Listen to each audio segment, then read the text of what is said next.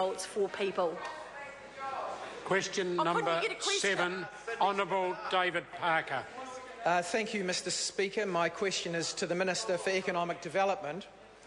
In light of the view of the Deputy Auditor-General that the work through to August 2009 was reasonable and careful, did the Prime Minister's intervention in August 2009 result in an approach that was no longer reasonable and careful?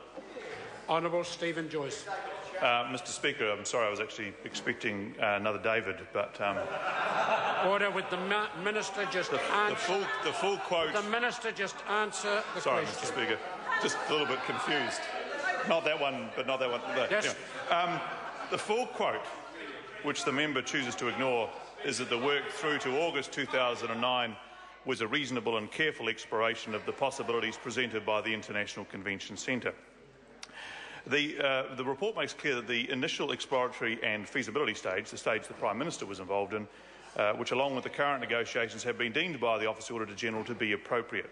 The report noticed procedural issues with the second stage of the process, the expressions of interest phase, primarily that officials didn't do enough planning and that the assessment of the EOI process went on too long. Honourable David Parker, Honourable supplementary. The Prime Minister's handwritten annotation directing officials to, quotes, close off the Sky City angle, dated August 2009.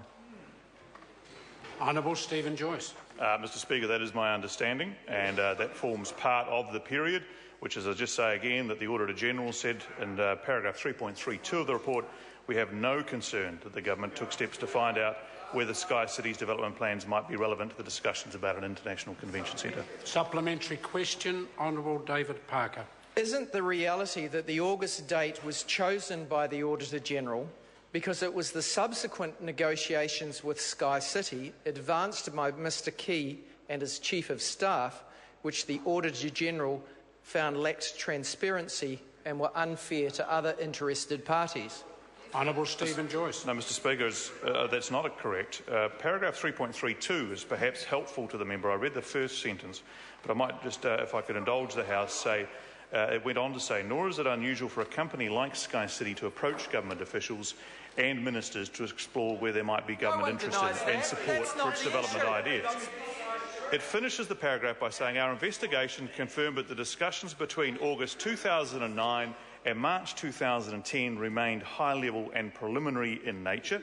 It also says at the end of that chapter of the report that, in our view, the Ministry talks about what the Ministry should be considering, but again says that it had no concerns about what the government was doing at that time. Supplementary question, Honourable David Parker. Given that the Minister maintains it was not unwise for the Prime Minister and his Chief of Staff to pursue negotiations with Sky City in and after August 2009, including possible regulatory breaks that other parties were not aware of, why did the Attorney-General conclude, quotes, we do not consider that the approach adopted was appropriate. The result was one, Auditor-General, we do not consider that the approach adopted was appropriate. The result was that one submitter was treated differently from the others during the evaluation process. Honourable Stephen Joyce. Well, Mr Speaker, it's obvious from the end of that quote that the member is quite deliberately seeking to conflate the two different parts of the discussion. The parts that the referred to that the Prime Minister was involved in was in 2009 to 2010, and the Auditor-General indicated no concern with that part of the process. The quote that the member just said was obviously in relation to the expressions of interest process, which the Prime Minister had no part in, and I think the member's being a little bit disingenuous, if I may say. Yes, all over the show. Supplementary question, Honourable David Parker. Was the reference to the Treasury warning about probity contained in the DPMC briefing note to the Prime Minister on 3 December 2009 expressly limited to PPPs? And when will the government release the still suppressed Treasury advice to MED, the MED or tourism report to DPMC, and the briefing note from DPMC to the Prime Minister? Honourable Stephen Joyce. Mr Speaker, with some of those items that the member raises are affected by the convention of which the Executive and Parliament operates. But just in relation to the member's point, I would perhaps quote to him a quote to him from the report itself, because it talks about if matters were to proceed to a PPP, and that was the concern.